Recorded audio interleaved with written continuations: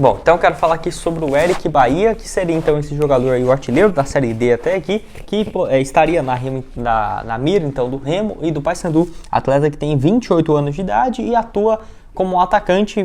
Não consegui identificar realmente se ele atua mais pelo lado direito, pelo lado esquerdo, mas um ponto aí que tem realmente números excelentes nesse início de ano e pode atuar nessa função ali, tanto mais na ponta, quanto eu diria que nas jogadas ofensivas, sempre muito presente dentro da área, inclusive um dos seus pontos fortes sendo o cabeceio. Nesse ano pelo Iporá, ele tem 5 gols marcados em 7 partidas, só na Série D do Campeonato Brasileiro. Inclusive marcou 3 gols pelo Iporá contra o Brasiliense no empate no jogo em 3-3, né? Nesse último final de semana, e essa fonte aí, novamente, ele já tinha mandado mensagem em dia 6 e mandou depois dia 12, falando, né, que era um dos nomes interessados e agora interessando aos 2 times de Belém, tanto o Remo quanto o Paysandu. Igual eu falei, não consigo confirmar aqui essa notícia, até porque essa não é a minha função, mas assim que tiver alguma confirmação eu tento trazer aqui para vocês. Mas sinceramente nem acho que seria tão inviável de pensar assim, ainda mais pela necessidade de pontas no mercado e pelo Remo e o Paysandu estar buscando jogadores nessa função e também por ter uma condição financeira melhor. O Eric Bailla, que nesse início de ano já fez um ótimo campeonato pelo Nova Venécia no início do ano, né, no campeonato estadual, 3 gols marcados em 13 jogos, então vem de uma boa fase, igual eu deixei aqui para vocês. Jogador que tem 28 anos, já passou por diversos times no futebol brasileiro e que demonstra, né, também a dificuldade no futebol brasileiro profissional, né? A CBF não ajuda em relação aos calendários e, tipo assim, sempre rodando por times menores, né? Acaba que o campeonato estadual termina em fevereiro, em março, abril, aí depois o campeonato da Série D, Série C já termina ali em agosto, setembro, a primeira fase, então fica sem contrato, às vezes jogando 3, 4 times por ano, né? O Eric Bailla aqui antes disso, em 2022 mesmo. E desde 2019, se você for analisar, ele tem jogado em média por 2 clubes. Mas antes passava assim, em média 2 times por ano, depois jogava poucos jogos para alguns times do interior paulista e não vinha, né, de uma sequência muito grande. Mas desde 2021, eu diria que ele tem realmente números interessantes. Pelo Sergipe, onde ele marcou 6 gols em 25 jogos. Depois foi para o Petrolina, 3 gols em 8 partidas. Ano passado também, ótima campanha no Campeonato Goiano, pelo Anápolis, onde na temporada fez 24 jogos e 7 gols. E termina o ano passado ainda pelo Petrolina, onde marcou mais 5 gols em 11 jogos. Então realmente vem de uma fase boa. Não acho que seria uma grande surpresa pensar ele em um dos 2 grandes, né, de Belém, tanto no Remo quanto no Paysandu. Se você for somar o número de jogos nos últimos 2 anos, né, de só fazer essa conta aqui de cabeça, seria então, na teoria, então 45 jogos. Nesse período ele marcou 18 gols marcados. É um número bem interessante. Não é um jogador que, por exemplo, vai jogar ali na beirada, não vai fazer muitos gols, ou vai ficar só jogando como centroavante e, por exemplo, não vai dar espaço para movimentação ou liberdade. Então acho que pode vir a ser uma alternativa. Ele que tem 28 anos, é lá de Juazeiro, na Bahia. Enfim, assim que tiver mais atualizações eu trago aqui para vocês. Acho que é uma opção. Com certeza não custaria muito caro, teria que ver com o Iporá, que é o time do interior de Goiás, como que ficaria essa questão contratual, porque possivelmente ele tem contrato até o final da Série D, e se ele jogar até o final da Série D, é perigoso de ficar até quase na reta final do mata-mata, ou até o início do mata-mata da Série C, né? Então, acaba que os calendários são curtos, mas são muito parecidos, tanto da Série D quanto da Série C, que na minha opinião é um erro. Então vamos esperar, mas eu acho que pode vir a ser uma boa opção. Se surgir alguma confirmação no decorrer da semana, estou gravando esse vídeo aqui na segunda-feira, né, para vocês. Se aí esse vídeo deve sair na terça, depois ele na quarta, quinta, sexta, tiver alguma atualização, eu também trago aqui no canal. Quero saber a sua opinião aqui embaixo, tanto torcedor do Remo quanto do Paysandu. O que você acha desse nome? Te empolga? Acho que seria uma boa opção para chegar a ser um reserva? Eu acho que sim. Eu acho que é um jogador que não teria um custo muito alto e que poderia agregar bastante. Vive uma ótima fase, marcando esses 3 gols, né, nesse último final de semana. Os outros gols dele, só para passar aqui, contra o Real Ariquemes na Série D e também outro contra o Interporto na terceira rodada. Ele já tinha marcado esse gol antes pelo Nova Venécia, aí, ó, no caso no Campeonato Estadual, até chegar na Série D pelo Iporá. Bom, quero falar aqui sobre essa informação lá do empresário JRB no Twitter. Valeu demais, os créditos aí para ele, que acerta várias, tá? Das notícias do Remo, do Paysandu, onde ele colocou o seguinte: Paysandu segue tentando a contratação do volante Rodrigo Lindoso a pedido do técnico Marquinhos Santos. Seria aí esse um dos pedidos, o Rodrigo Lindoso, então, jogador experiente, que está aí já com seus 34 anos de idade, até mais jovem do que eu imaginava, e que não joga desde o ano passado, onde defendeu o Ceará na disputa da Série A. Teve alguns problemas físicos que acabou impedindo dele ter uma sequência maior, até mesmo os números no geral dele não foram ruins pelo Ceará não. 26 partidas, 1 gol e 2 assistências, emprestado pelo Internacional, onde estava com seu último ano de vínculo, né, ainda com a equipe colorada. Antes disso, ele ficou de 2019 a 2022 vestindo a camisa do Inter, foram mais de 150 partidas nesse período, marcou também mais de 8 gols e 6 assistências. Teve uma fase que ele era tão um volante artilheiro, né, 2018, 2019 ali, ó, vestindo a camisa do Botafogo e depois do Internacional. Em 2018 mesmo, 8 gols marcados em 51 jogos pelo Botafogo. 2017, 5 gols em 53 partidas. Fez uma ótima campanha ali, ó, pelo Botafogo, quando o time conseguiu ir longe na Copa do Brasil, semifinais de 2017, boa campanha na Libertadores também de 2018, era o Rodrigo Lindoso que fazia esse papel no meio de campo, junto com o João Paulo.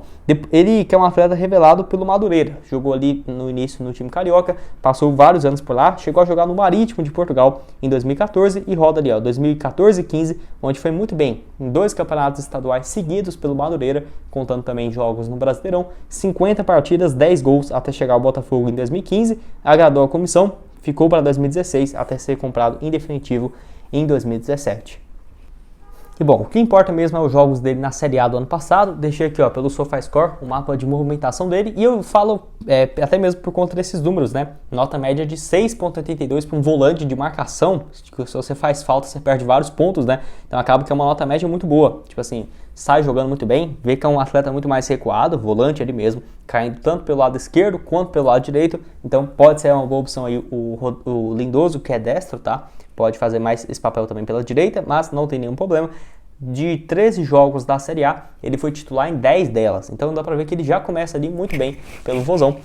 Nesse período aí na Série A, ele não marcou nenhum gol e deu uma assistência no período.